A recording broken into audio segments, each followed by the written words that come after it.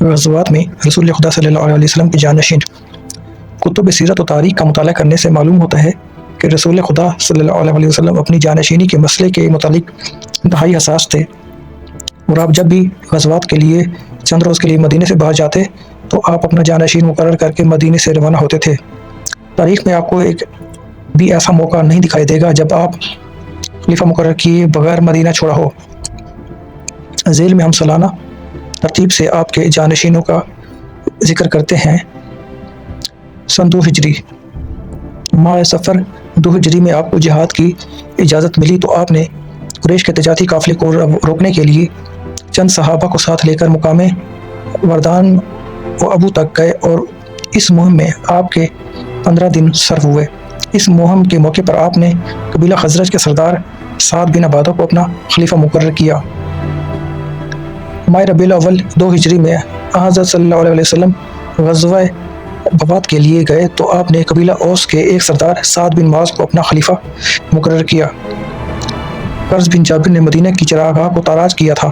حضرت صلی اللہ علیہ وسلم اس کے تعاقب میں روانہ ہوئے اور آپ نے مقام صفوان تک اس کا تعاقب جاری رکھا، مگر وہ ہاتھ نہ آیا۔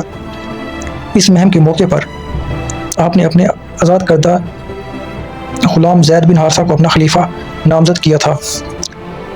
ماہ جمادی الاول یا جمادی الثانی 2 ہجری میں آپ قریش کے تجارتی قافلے کو جو کہ شام کی طرف جا رہا تھا روکنے کی غرض سے مقام ذی العشیرہ تک گئے، مگر قافلہ آپ کے ہاتھ نہ آیا، اور جب یہ قافلہ شام سے واپس مکہ آ رہا تھا تو اس وقت جنگ بدر واقع ہوئی۔ اس مہم کے دوران آپ نے ابو سلمہ مخزومی کو اپنا خلیفہ مقرر کیا۔ غزوہ بدر کبریٰ کے سلسلے میں حضرت صلی اللہ علیہ وسلم 19 دن کے لیے مدینے سے غائب رہے، اور آپ نے اپنی عدم موجودگی میں ابن ام مکتوم کو اپنا جانشین نامزد کیا۔ غزوہ بنی کنیکہ کے وقت آپ نے ابو لبابہ انصاری کو اپنا جانشین مقرر کیا۔ جنگ بدر کی شکست کی وجہ سے ابو سفیان نے قسم کھائی تھی کہ جب تک میں اس جنگ کا بدلہ نہ لوں گا اس وقت تک خوشبو نہ لگاؤں گا اور نہ ہی اپنی بیوی سے مقاربت کروں گا۔ چنانچہ وہ اپنی قسم کو پورا کرنے کے لیے 200 سوار لے کر مدینے کے قریب آیا۔ حضرت صلی اللہ علیہ وسلم کو اس کی آمد کا علم ہوا تو آپ ایک لشکر لے کر روانہ ہوئے۔ ادھر ابو سفیان کو بھی رسول خدا صلی اللہ علیہ وسلم کی آمد معلوم ہو گئی تو اس نے واپسی کی راہ لی اور اپنے اونٹوں کا بوجھ ہلکا کرنے کے لیے ستو کی تھیلیاں پھینک کر چلا گیا۔ عربی زبان میں ستو کو سویق کہا جاتا ہے، اس لیے اس مہم کو غزوہ سویق کے نام سے یاد کیا جاتا ہے۔